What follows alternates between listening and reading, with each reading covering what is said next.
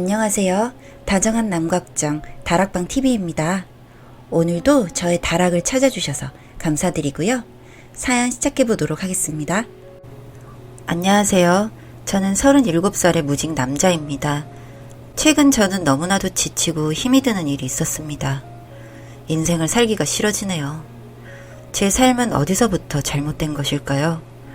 저와 저희 가족들 말고도 다른 사람들의 말도 들어보고 싶어 글을 보냅니다. 저는 백수입니다.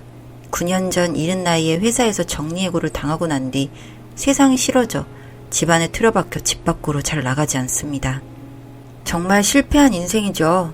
알면서도 아무 의욕도 생기지 않고 저는 할 수 있는 것도 없습니다. 부모님을 뵐 낯도 없습니다. 한심하기 짝이 없죠. 그러나 제가 진짜 한심한 것은 백수인 이유 하나 때문만은 아닙니다. 저는 집에 있으면 컴퓨터밖에 하지 않습니다. 컴퓨터를 하느라 잠도 줄이고 심지어는 끼니까지도 배달 음식으로 연명하곤 합니다. 얼마 전이었습니다. 인터넷 커뮤니티를 돌아다니며 밤을 새던 저는 한 인터넷 방송을 하는 초보 여성 BJ를 알게 되었습니다.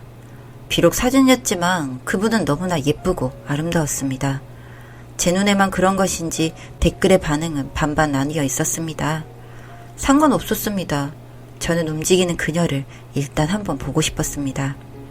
BJ 양이라고 적힌 사진 속 정보를 보고 저는 바로 인터넷 방송국에 가입해 그녀의 방송을 찾아 들어갔습니다.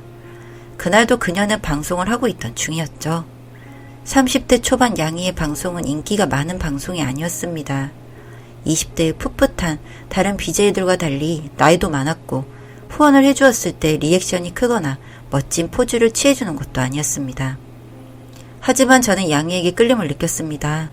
빼어난 미인은 아니지만 제 취향의 단아한 말씨와 외모가 정말 멋진 여자라고 생각했습니다. 양이의 방송을 멍하게 바라보던 저는 갑작스레 수중에 있던 돈을 털어 그녀에게 후원을 했습니다.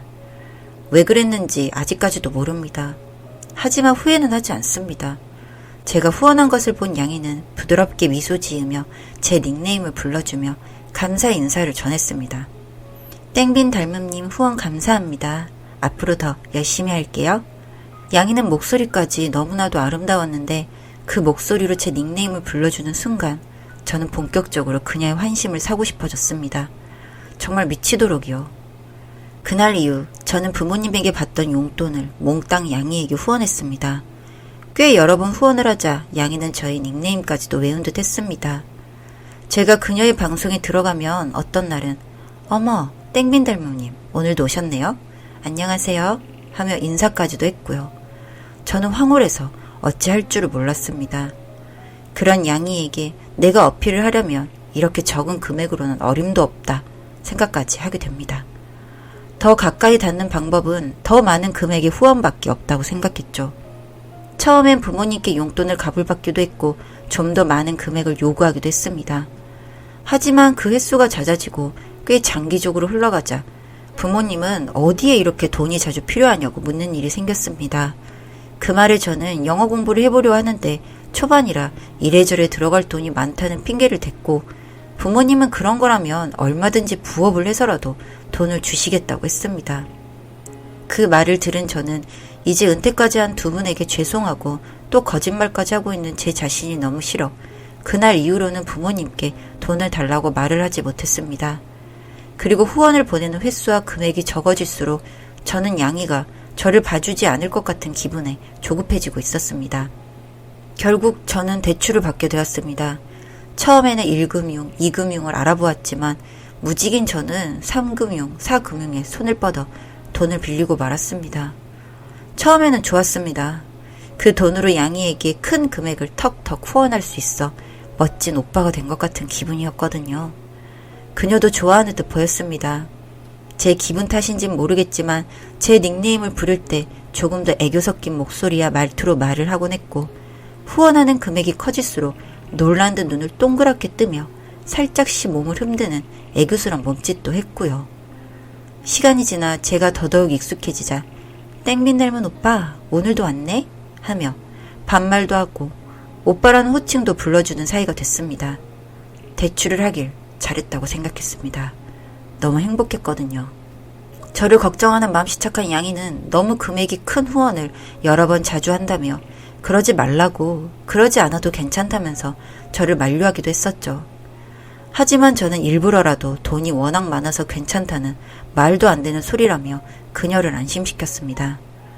제가 후원을 하는 핑계는 다양했습니다.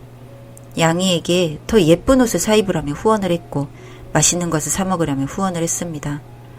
비록 제 꼴은 허름할지라도 그녀가 좋으면 저도 좋았습니다.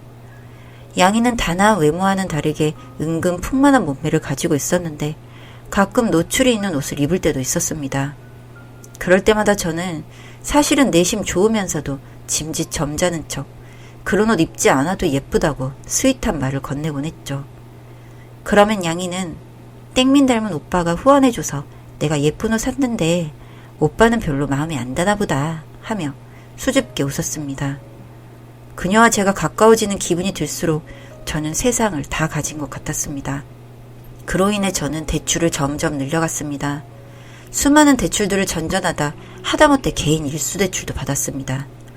빚 독촉 전화가 걸려왔지만 개의치 않았습니다. 양이와 조금만 더 가까운 사이가 되면 백수 생활도 청산할 것이고 새로운 일도 시작할 수 있을 것 같았습니다. 그래서 저는 애써 현실을 무시하고 양이를 만날 수 있는 인터넷 세상으로 자꾸만 빠져들었습니다. 조금만 더 하며 기약 없는 시간을 헤매고 있었죠. 그러는 동안 양이는 특유의 매력으로 입소문을 타기 시작했습니다.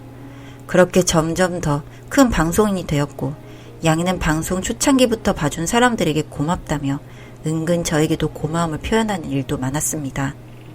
저를 콕 집어 말할 수 없으니 다른 시청자들에게도 함께 말을 건네곤 했죠.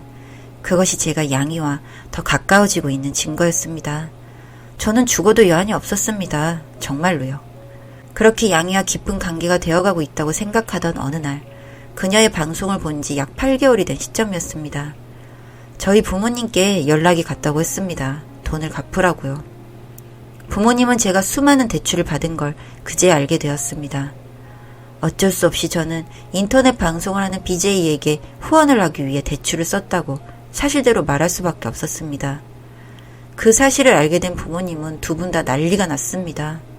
저를 두드려 패기도 했고 울기도 하셨습니다. 그런 부모님의 모습을 본 저는 제가 무슨 짓을 하고 있었는지 그때야 깨달았습니다. 하지만 이미 때는 늦어 저는 엄청난 빚을 진 빚쟁이가 되어 있었고 그 돈을 갚기 위해 앞으로 제 남은 모든 여생을 끌어다 바쳐도 그 돈을 갚을 수 없을지도 모른다는 생각이 들었습니다. 너무나도 뒤늦게 저는 무서워졌습니다. 부모님은 원래 하던 일과 더불어 부업과 알바를 몇 개씩이나 더 보태서 하시며 제 빚을 덜어주려고 애쓰고 있습니다. 그에 반해 저는 약 일주일간을 식음을 전폐한 채 방 안에만 틀어박혀 술만 퍼마시고 괴로움에 몸부림쳤습니다. 그러나 고통에 휩싸여 어찌할 바를 모르던 상황에 불현듯 결심이 섰죠. 이럴 것이 아니라 제가 없어질 걱정하고 있을 양이의 방송에 들어가 봐야겠다고요. 그리고 도움을 요청해야지. 저는 자리를 박차고 일어나 인터넷에 접속해 양이의 방송에 들어갔습니다. 저를 오랜만에 본 그녀는 뛸 듯 반가워했습니다. 땡맨 닮은 오빠 왜 이렇게 오래간만에 왔어? 보고 싶었잖아. 그 말에 저는 일주일간 쥐어짜듯 아프던 마음이 사르르 녹았습니다. 양이는 오빠가 예쁜 옷 사입으라고 해서 예쁜 옷을 사입었다며 저에게 웃음을 보여준 뒤 한껏 붙는 옷을 입고 예쁜 몸매를 자랑했습니다. 평상시 같았으면 황홀했을 저인데 그때는 눈에 잘 들어오지 않더군요. 바로 그녀에게 본론을 이야기했습니다. 너와 가까워지고 싶어서 내가 큰 돈을 썼는데 사실 내가 너에게 준 돈은 모두 대출이었고 이제 내가 그 돈을 갚아야 하는데 나는 그렇게 큰 액수를 갚을 수 있는 능력이 없다. 그래도 너와 내가 가까운 사이니까 이런 이야기를 한다. 내가 너에게 줬던 돈 중에 일부라도 괜찮으니 돈을 돌려받을 수 없겠냐. 내가 너에게 많은 돈과 관심을 줘서 너의 발전에 한몫했으니 나를 도와달라고 말이죠. 그런데 양이의 반응은 뜻밖이었습니다. 저를 차단하더니 강퇴시키는 것이 아니겠습니까? 정말 너무 당황스럽고 화가 났습니다. 처음에는 그녀가 실수했다고 생각했지만 제가 그녀의 방송에 들어갈 수 없게 막아놓은 것을 알게 되자 너무나도 허탈했습니다. 그래서 저는 그녀에게 방송국 아이디를 통해 메시지까지 보냈습니다. 절박한 마음에 꽤 여러 번 보냈던 걸로 기억합니다. 처음에는 제 메시지를 무시하던 양이는 결국 답장을 보내주었습니다. 요약하자면 이렇습니다. 오빠의 사정은 정말 안타깝다. 하지만 나는 오빠에게 단 한 번도 돈을 요구한 적이 없다. 이것은 법적으로도 문제가 없는 것으로 안다. 내 방송에 들어와서 그런 식으로 이야기를 하며 방송을 보는 다른 분들이 내가 오빠에게 돈을 요구한 것처럼 보일까봐 겁이 나서 오빠를 차단할 수밖에 없었다. 미안한 마음이 없는 것은 아니지만 나도 돈이 없을 뿐더러 지금 당장 오빠에게 해줄 수 있는 것이 없을 것 같다. 오빠의 일이 잘 해결되길 바란다. 지금까지 방송을 봐줘서 고마웠다. 그녀의 메시지를 받은 저는 너무나 충격이었습니다. 양이는 시청자들이 많아질수록 후원도 많아져서 좋은 집으로 이사도 했습니다. 그런데 돈이 없다는 핑계를 대는 것도 너무나도 화가 났습니다. 아무래도 그녀와 가깝다고 생각했던 것은 다 제 착각이었는지도 모르겠습니다. 저는 왜 이걸 이렇게 늦게 깨달았는지 모르겠습니다.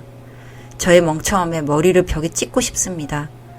정말 죽어야 마땅하지만 그럼 제가 죽어서도 제 빚을 갚아야 하는 부모님 때문에 죽지도 못하겠습니다.